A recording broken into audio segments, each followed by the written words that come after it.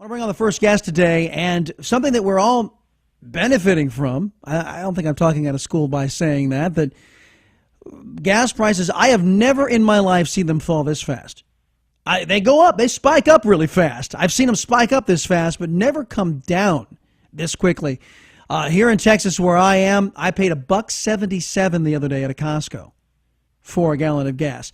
Really great for the bottom line. $20 to fill up my little putt-putt. But there is a downside, especially to what we're seeing and what is precipitating these low prices. I want to bring on David Taylor. He's the founder of Crudefunders.com. This is a concept that enables people like you and me to invest in energy and in oil like the big boys do, because heretofore there's not been an equal playing field in that regard, and Crudefunders is on the forefront of this. David, welcome to the Chris Salcedo Show here on The Blaze. Hey, Chris, how are you today? Doing well, thank you very much, sir. Look, first off, let me deal with the breaking news that happened late yesterday. The Nebraska Supreme Court is okaying the Keystone Pipeline path through that state. So the excuses are over. The Obama administration has been saying, oh, well, this and that in courts, and we've got these decisions to be made in a 6-year review where the own State Department, their own analysis shows there's no negative environmental impact for this thing. And we all know by common sense that pipelines are safer than transport by rail or by ship as far as the environment is concerned. So the administration's out of excuses, yes? I totally agree with that. Yeah. So tell me, how instrumental is Keystone in your view? Well, let's talk about it in two different ways. One, for the investment side, and then the other one is just traditional, being able to be a little bit more independent from what we have seen caused by all the different geopolitical aspects. I mean, for us to be able to have our own pipeline and our own supply, it just reduces every bit of troubles that we've seen for the last 5 to 10, 15 years. Now the liberals will tell you, well, you know, this and Obama's doing this too. This is good for Canada, but it's not good for America. As if we're going to be transporting that tar sands oil through America for free. We're just going to construct the pipe and then let them use it for free. No, every single time they move oil through that pipeline, throughout its entire stretch, there's going to be a fee extracted, and that's going to be good for the United States. That's money into the United States. Plus, not to mention the maintenance. Now, Chuck Schumer tried to say 35 people will gain permanent employment because of the Keystone XL pipeline. This Democrat wants us to believe that miles and miles and miles stretching from Canada all the way down to the Gulf of Mexico and Texas, that is all going to be maintained by 35 people. Do you buy that? It's ludicrous. I mean, it's kind of like anything in the world today. When you create a job, you're also creating a series of subcontractors. You're creating the people who run the insurance, your people who run the pipeline. I mean, it's going to create thousands of jobs and continue them for quite some time. All right, so now let's talk about the primary reason I brought you on, which was falling gas prices. And I heard some brilliant analysis, and I kind of knew this in my gut, but to hear it said on Fox Business, I think it was I can't remember which one of the reporters or anchors said it. But long story short, when you have a scenario where you have plentiful supply and robust demand, meaning the economies around the world and in the United States are firing on all cylinders, that is a recipe for great things. It's a win-win for everybody. But when you have slowing economies worldwide and a glut of oil, that's bad when we see prices falling because of that. Well, I mean, typically, of course it's bad, but, you know, I was talking to a buddy of mine who's an investor in some of the oil projects in Midland, and he is flabbergasted by right now, there's not really a large glut of supply.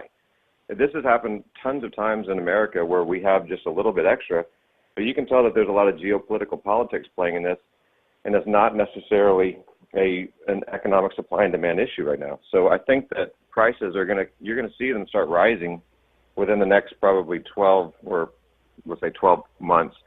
And I think that we're going to be out of this in a short period of time, getting back up to the 70s and possibly 80s.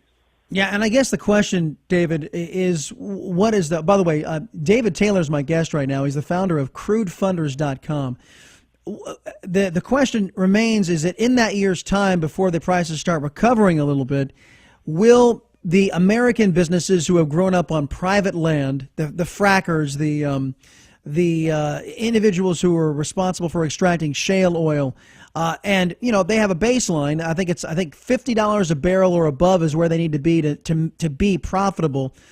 How many of those businesses will go by the wayside because OPEC has decided, as I've heard reported in various locations, to flood the market so as to drive American energy producers out of business? Well, unfortunately, that is the truth. I mean, there's going to be a lot of devastation before it gets better, and you're seeing the smaller drillers. They're definitely going to start losing some jobs. It's going to be too costly. I mean, if you're starting to drill 1,000 feet, you are at about $50 a barrel, and you just can't sustain that. It's rough, and I think we're going to lose a lot of jobs in the next, definitely 6 months. You're going to start seeing some junk bonds default, and you're going to start seeing a lot of people putting some signs up on the windows. Yeah, and this is a business strategy, folks. You have to understand the OPEC nations. They can produce a barrel of oil. What do you hear, David? They can do it for like $20, right? 5 to 6. No. OPEC. If you're looking in pure Saudi Arabia, the cost of drilling oil is about $5 to $6. Oh, if good you're grief! Looking at it, they can play this game, and they have $900 billion in reserves too. So what they're trying to do is squeeze out Russia. They're trying to squeeze out Iran. And when you're talking about Russian trying to drill, you're talking $102 a barrel. It's a drastic difference. Yeah, I'm not going to shed a tear over Vladimir Putin having his entire economy collapse. I think that's one bit of poetic justice. I am concerned, though, about what's happening here at home. If you're talking North Dakota and in the Bakken Shale, you're talking $75 a barrel. Sure. And not to mention Midland, Texas, that you mentioned already, and as you said, the Dakotas. So let's bring it back to where we started, which is the Keystone XL pipeline. The liberals are now starting to come out of the woodwork saying, well, we've got all this, it's cheap gas and cheap oil. Why do we need the Keystone XL pipeline? It's like these people, and again, this is why liberalism in my mind fails. They have the memory capacity of a tumbleweed.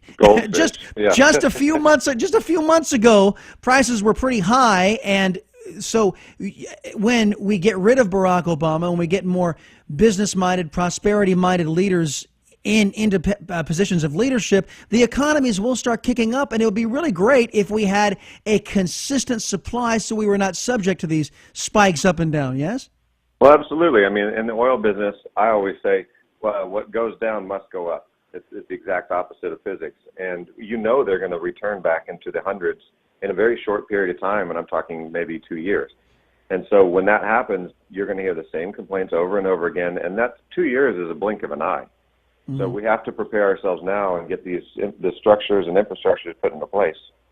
Now, what you guys offer at Crudefunders, which is allowing individuals to invest like the big boys, it seems counterintuitive, but it right now is probably a good time to explore buying some stocks in energy stocks. Now, tell folks why that is and why that kind of runs counter as they're watching oil prices falling.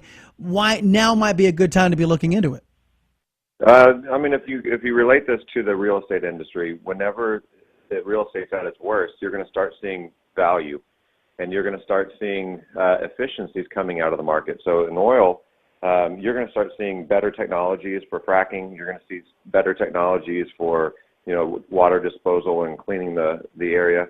And so when that happens, costs go down. And so right now, we can be buying things, especially in a cash basis, for 50 cents, maybe sometimes 40 cents on the dollar. And so if you invest currently and you wait for a couple of years and you just strategically plan this thing, I mean, we could be seeing returns that are, 500 times earnings.